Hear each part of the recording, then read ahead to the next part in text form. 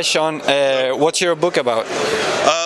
Well, the book that I'm presenting here is called Writing Secrets of the World's Most Prolific Authors. And it's a project I did to increase my own daily word count, where I studied the writing process of various highly prolific authors. To be in my book, you had to have written at least 300 novels.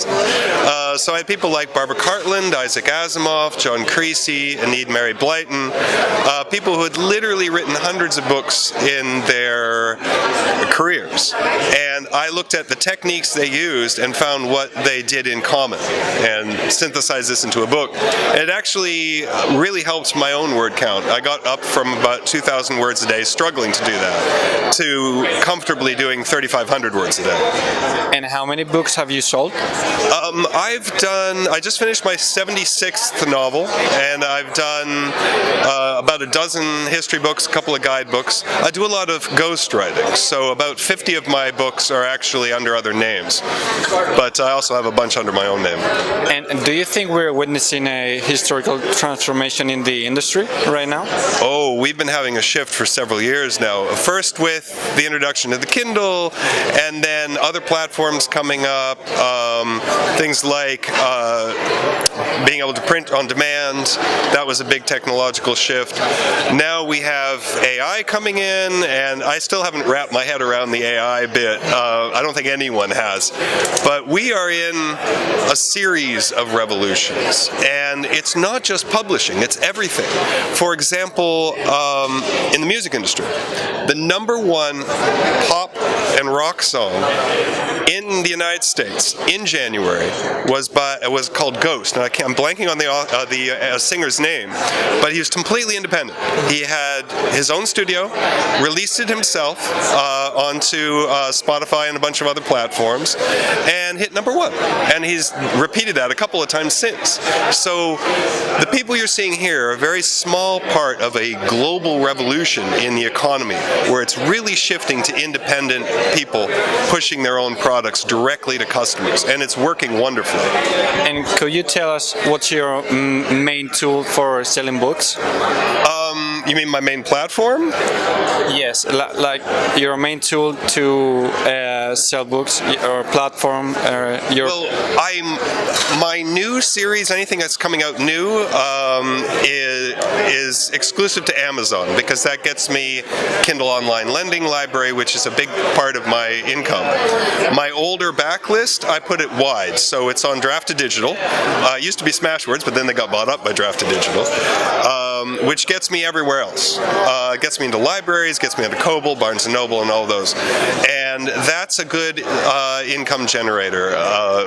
But my primary mode is Amazon at the moment. And do you think today's traditional publishing are covering the needs of readers? To a point. There's a place for traditional publishing. My wife is traditionally published. She's an astronomer and has done a couple of books on astronomy. And traditional publishing is very good for making those nonfiction books with pretty pictures and get them into bookstores where people look for that sort of thing. I have not heard of very many people doing well as indie authors with nonfiction, for example, except for self-help. That's an exception. But most people who are doing very well in indie authorship are doing it with fiction, genre fiction.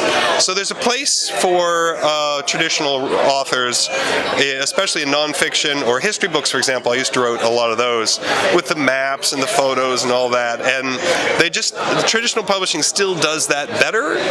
How long that's going to be the case is another question. I don't know. And what advice would you give to a person who's willing to write their first book? Just do it. The best advice I ever got was right at the beginning of my career. And it was this old school mystery writer, and she'd written a dozen or so mysteries under her own name and a bunch under other pen names. She'd written, I think, 40 or 50 books, and I had never met somebody who had been that prolific before. I was in awe.